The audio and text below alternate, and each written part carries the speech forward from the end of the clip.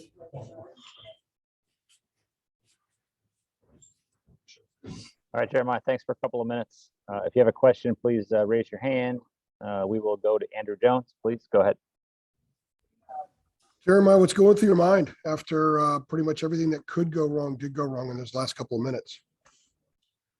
I think it's just guys got too excited too early. When we knocked that field goal in, Grayson hit that. I think that was a season-long 50-yard field goal, and he knocked it through. I think guys on the sideline just got too eager and too excited too early, and I think that that really ended up to bite us on the butt. I think guys got too excited. Thought the game was won, thought the game was over with a minute, I don't know, maybe a minute 50, 2 minutes on the clock. But I think that's what really got us in the butt was, we need to act like we've been there before, act like we've been in situations like that. And I think that's what really caught us at the end of the game was getting a lack of focus because we thought we had the game won with 9 minutes and 2 minutes left in the game. Up to that point, was that the best you guys have played defensively all season? I think we played really good. I think the best game we probably played all season as a whole on defense is probably Duke, but I think we played really good tonight. I think we played sound. Besides on that last drive, we had a busted coverage, something we ran all week, and we busted on that last drive. So we kind of shot ourselves in the foot those last 2 minutes of the game, and I mean you could see it. Thank you. Greg Barnes. Hey, Jeremiah, I wanted to follow up on that busted coverage. Do you know exactly what happened there? Was that a matter of the corner trying to hand off to the safety? Yeah, that was kind of what it was. It was like a corner safety exchange, but I don't know if the safety was trying to play in between 1 and 2 or not, but I don't know if he thought we were in 3 but we were supposed to be, it's supposed to be a cut by the, or not cut by the corner, but he's supposed to be squatting like in cover 2, and he's supposed to deliver the route to the boundary safety. And I don't know if he didn't know. I haven't talked to him yet, but I mean, it's something we just busted on at the end of the game. But I mean, that's not really what lost us the game. What lost us the game was the onside kick, and it's weird because I feel like we work on onside kicks and recovering them and then kicking them, receiving them both ways. More, I feel like more than most teams do. And I mean, it got us. I mean, they got a perfect kick on the onside, and they were able to get the ball back. And with that being such a difficult ending to a game, as a senior leader like you are, what's the conversation like in the post-game locker room?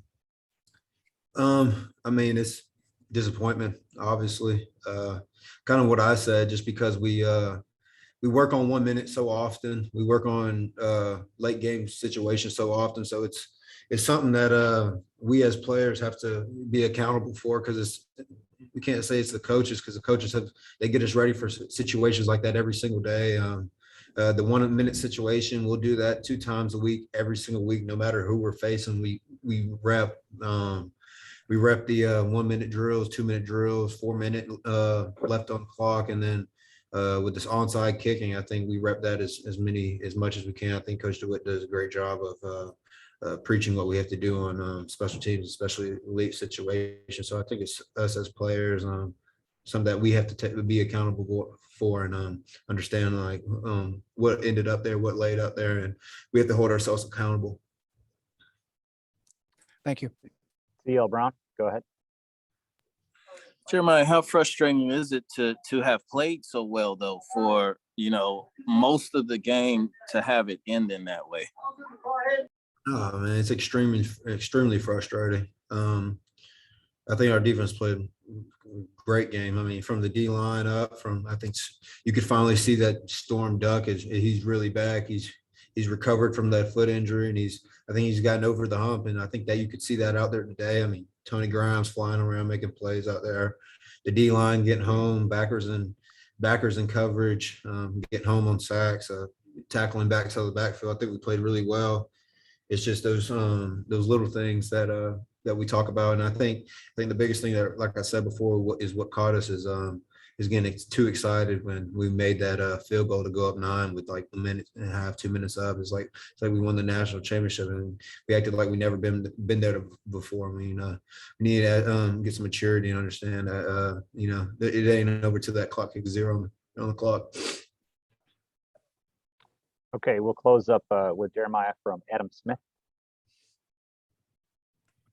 Jeremiah, can you, in your football career, can you remember a more shocking ending that you've been a part of? No, I can honestly say I probably can't say besides I go back to high school. My last game of high school, my senior year, we were up like 35-7 at halftime. We ended up losing. So I think that might eclipse this a little bit just because we were up so big on the second half. But yeah, late game situation. I don't think I've ever been a part of a game.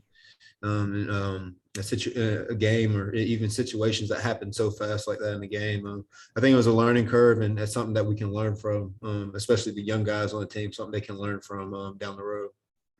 When you're talking about those situations happening so fast, you're talking about you guys practice them, all the time, but I guess it's a much different thing to get in sort of the belly of the beast when it's happening. I mean, is it just a completely different feeling, obviously?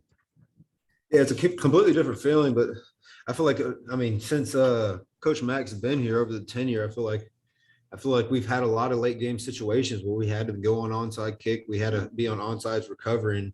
Since I've been here, I feel like we've done such a great job. Like when the game's on the line earlier this year, when we I believe it was Miami, when Garrett Walston batted the ball backwards. Good heads up IQ by Walston, because if you bat the ball forward, it's a penalty, and I believe they get to re-kick or they get a ball. I forget what the penalty would be, but all those situations we go over all the time, and I think just as players, we just need to look each other in the eye and just hold each other accountable. And since I've been here, I've been a part of a lot of late game situations, either us kicking in onside or us being able to recover the ball. For Mecca and Messi, who That's just something for the young guys, especially freshmen that have never been a part of close college games. How much? All right, Jeremiah, thanks for a few minutes. We appreciate it. No problem. Y'all have a good one.